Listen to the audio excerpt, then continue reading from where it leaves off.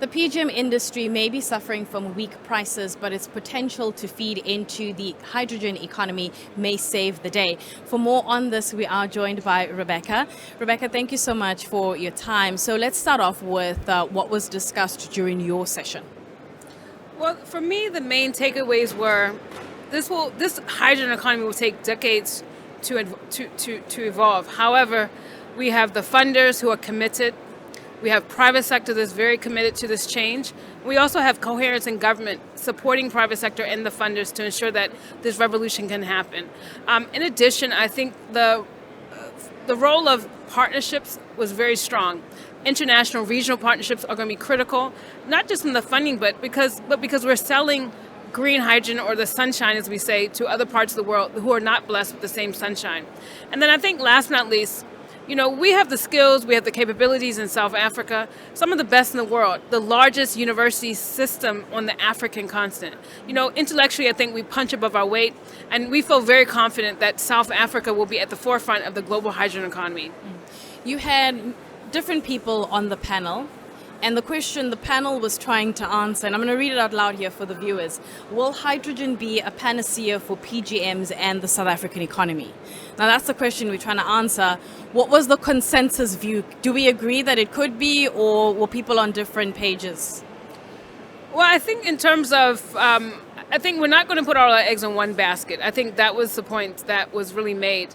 Of course, hydrogen will play a key role in ensuring that there is some type of PGM demand, especially for PEM electrolyzers, especially for fuel cell electric vehicles. So there is opportunity there. But I think if you listen to the mining sector, they're saying they're looking at all options. But we see one of the big eggs in the basket will be the hydrogen economy. But then also, I guess, when it comes to critical minerals, you need to extract those minerals in the greenest way possible. So using, again, heavy-duty trucks to move the minerals also is also another opportunity. So I think it's not the only option, but it's one of the key options to anchor the future demand for PGMs. Where does the African continent fit in us trying to build this fully functioning green hydrogen economy? Well, I mean, one of the things about Africa is blessed with sunshine, is blessed with wind, but also is blessed with land. So it's one of the largest continents globally, but we also have a large rural population. So we're not as heavily populated as maybe in the global north. So that's going to play a key role to ensuring that we can deploy the renewables, solar and wind, for the low emissions hydrogen that can be produced. But also, South Africa is a place with industrial growth is taking off.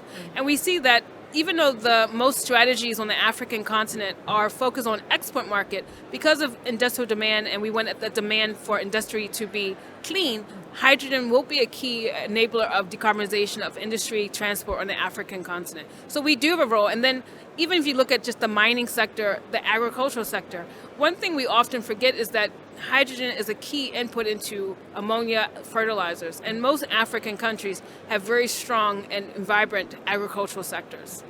Building on that then, let's bring in what I mentioned in the intro, the prices here. How does that picture fit into where we see prices going?